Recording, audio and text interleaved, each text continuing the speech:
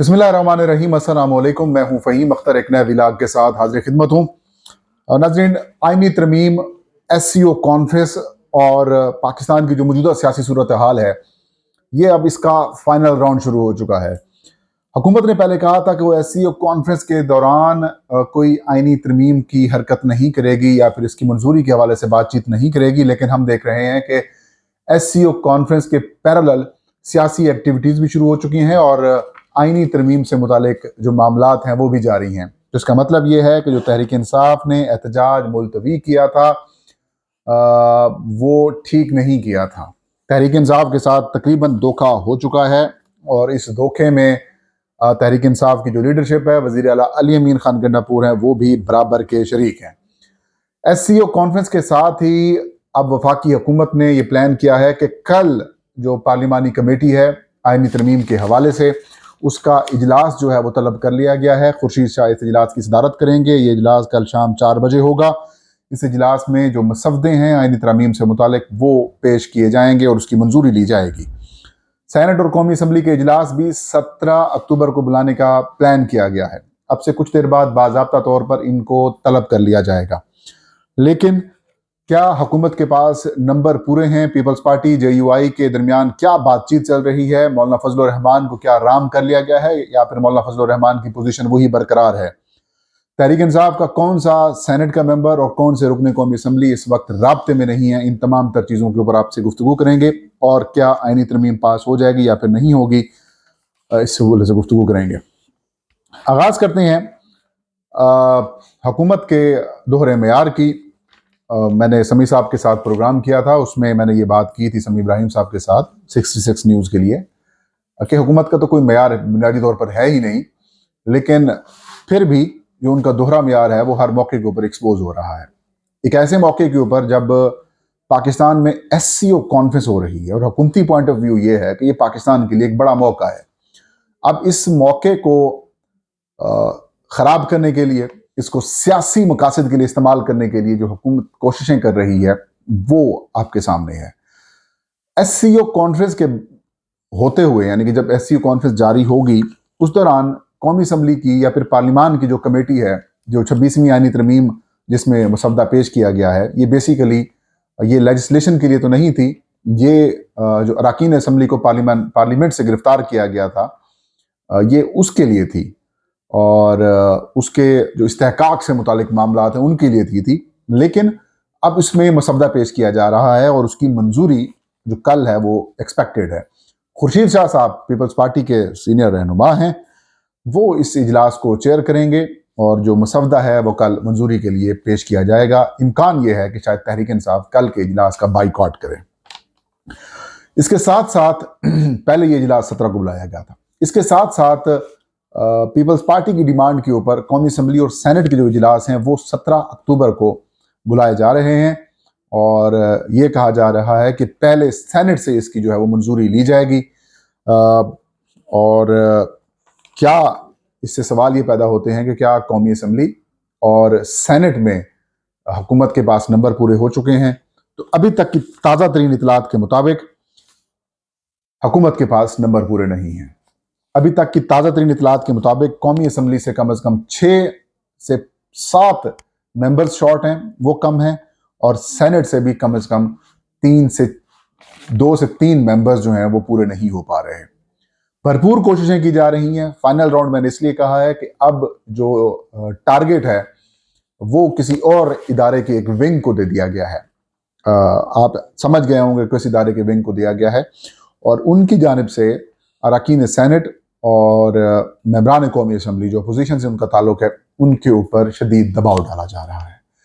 बहुत सारे सॉफ्ट, बहुत सारे हार्ड इश्यूज को जो है वो टारगेट करके मेंबरान असम्बली की ज़मीर खरीदने की कोशिशें की जा रही हैं, उनको ब्लैकमेल किया जा रहा है, या फिर आप यूँ समझ लें कि उनके जो वफादारियाँ हैं वो तब्दील कराने की कोशिशें की जा रही हैं। लेकिन ताज़ा तरीन इतलात के मुताबिक अभी तक इनको कुछ खातिर खा कामयाबी नहीं मिली।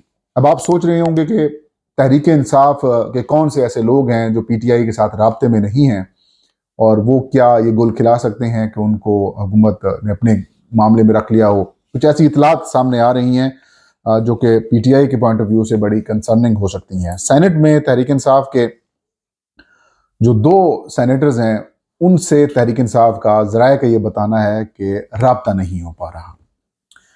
सेनेटर फैसल रहमान साहब, इनका ताल्लुक़ खैबर पख्तूनख्वा से है और ये आतिफ खान साहब के रिश्तेदार हैं, लेकिन इनकी आपस में अनबन है। इसके अलावा सेनेटर ज़रका तैमूर सोहरवर्दी, ये भी राब्ते में नहीं आ पा रही तहरीक इंसाफ से, और ज़राए से ये खबर आ रही है कि ये दोनों जो सेनेटर्स हैं ये बैरून मुल्क थे, और लेकिन इनको क़यादत की जानिब से पहले राब्ते में थे, फिर इनको कहा गया कि आपने वतन वापस नहीं आना। लेकिन इतलात ये सामने आ रही हैं कि ये जो दोनों सेनेटर्स हैं ये 13 अक्टूबर को पाकिस्तान में आ गए थे, क्योंकि उस दिन प्लान ये था कि सेनेट और कौमी असम्बली का इजलास बुलाकर इसकी मंजूरी जो है वो कराई जाएगी, लेकिन बाद में वकला के एहतजाज की वजह से इस मामले को जो है वो डेफर कर दिया गया था। अब 17 को इनको कहा गया है कि ये प्रोड्यूस किए जाएंगे सेनेट में, और इनके बारे में ये कहा जा रहा है कि ये तहरीक इंसाफ के साथ राब्ते में नहीं है। मैंने कोशिशें की हैं कि इनके लोगों के साथ राब्ता किया जा सके, इनको मैसेजेस किए जा सकें, लेकिन राब्ता नाकाम हुआ है। इसके अलावा कौमी असम्बली से भी बताया ये जा रहा है कि तहरीक इंसाफ के जो अरकान असम्बली हैं, ज़हूर कुरैशी और उस्मान अली, ज़हूर कुरैशी साहब तो आज़ाद हैसियत में जीते थे, पीटीआई में जाना चाहते थे, लेकिन यकीन दहानी के बाद इनका नोटिफिकेशन बहाल कराया गया, और ये भी अब तहरीक इंसाफ के साथ राब्ते में नहीं है। और इसके बाद जो आज़ाद हैसियत से कुछ अरकान और भी हैं, वो भी शायद तहरीक इंसाफ का साथ ना दें, लेकिन अभी भी बंदे हुकूमत के पूरे नहीं हो पा रहे। और कुछ इतलात ये भी आ रही हैं कि नूर आलम खान, जो कि जिनका ताल्लुक़ जमीयत उलमा इस्लाम से है, वो भी शायद वोट कर दें इस आईनी तरमीम के हक़ में। और अहमद खान साहब के ऊपर भी, जो सेनेटर हैं JUI के, उनके ऊपर दबाव डाला जा रहा है, लेकिन ज़राए का ये कहना है कि वो अभी तक इंटैक्ट हैं और वो किसी सूरत भी फ़िलहाल अभी तक की जो इतलात हैं कि वो JUI छोड़कर कहीं नहीं जा रहे या फिर वोट नहीं कर रहे। इसके अलावा जमीयत उलमा इस्लाम के एक और सेनेटर हैं मौलाना अब्दुल शकूर साहब, उनके ऊपर भी, शकूर खान साहब, उनके ऊपर भी दबाव है, और फिर उनका ताल्लुक़ भी कुछ हार्ड एरिया से है, सेंसिटिव एरिया है, वहाँ पर दहशतगर्दी या फिर बाकी मामलात जो हैं, कबायली मामलात, उसके ऊपर भी इश्यूज़ पैदा हो सकते हैं, तो उनके साथ भी राब्ते किए जा रहे हैं। लेकिन फ़िलवक्त इतलात ये हैं कि वो हुकूमत का साथ देने के लिए तैयार नहीं है। लेकिन मैं ये समझता हूँ कि अगर जमीयत उलमा इस्लाम के सेनेटर्स को तोड़ने की कोशिश की गई तो ये हुकूमत के लिए खौफनाक होगा। फिर तहरीक इंसाफ भी बाहर आएगी, जमीयत उलमा इस्लाम भी बाहर आएगी, और मौलाना फजलुर रहमान बाहर होंगे, और वकला भी बाहर होंगे। तो उसके बाद हुकूमत का बरकरार रहना ना सिर्फ मुश्किल हो जाएगा बल्कि नामुमकिन हो जाएगा, और पाकिस्तान को बड़े मसाइल पैदा हो सकते हैं। अब आते हैं कि क्या मौलाना फजलुर रहमान हुकूमत का साथ देने जा रहे हैं, या फिर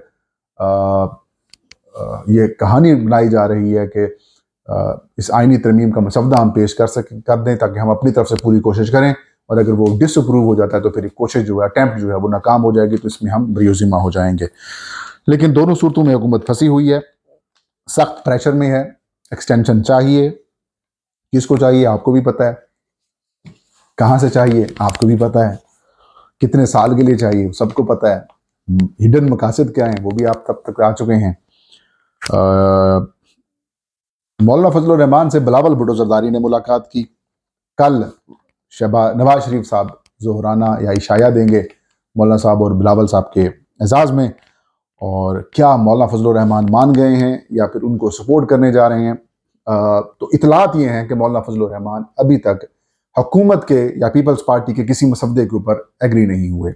आज भी पाकिस्तान पीपल्स पार्टी और जमीयत उलमा इस्लाम पाकिस्तान की जो लीगल कमिटीज़ हैं, टीम्स हैं, उनकी मीटिंग हुई है, लेकिन उस मामले में भी जो डेडलॉक है वो बरकरार है। डेडलॉक है आइनी बेंच के ऊपर और आइनी अदालत के ऊपर। JUI अपने मौक़िफ़ के ऊपर कायम है कि आइनी अदालत बनाई जाए, आइनी बेंच बनाया जाए, जबकि पीपल्स पार्टी अपनी मौक़िफ़ के ऊपर कायम है कि नहीं, कॉन्स्टिट्यूशनल कोर्ट बनाई जाए।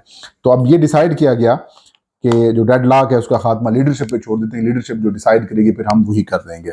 लेकिन ज़राइक से ये खबर सामने आई है कि मौलाना फजलुर रहमान कोशिश कर रहे हैं कि जो JUI का ड्राफ्ट आया है, जिसमें काजी साहब की भी छुट्टी है, जिसमें एक्सटेंशंस की भी छुट्टी है, जिसमें 65 साल एज बरकरार रखी जाएगी, जिसमें सुप्रीम कोर्ट, हाई कोर्ट के इख्तियारात कम नहीं होंगे, जजेस के तबादले नहीं होंगे, और सीनियरिटी जो है वो बरकरार रखी जाएगी, और जो सुप्रीम कोर्ट या फिर हाई कोर्ट के जजेस की तैनाती का जो अमल है वो 18वीं तरमीम में जो रखा गया था वो बहाल किया जाए।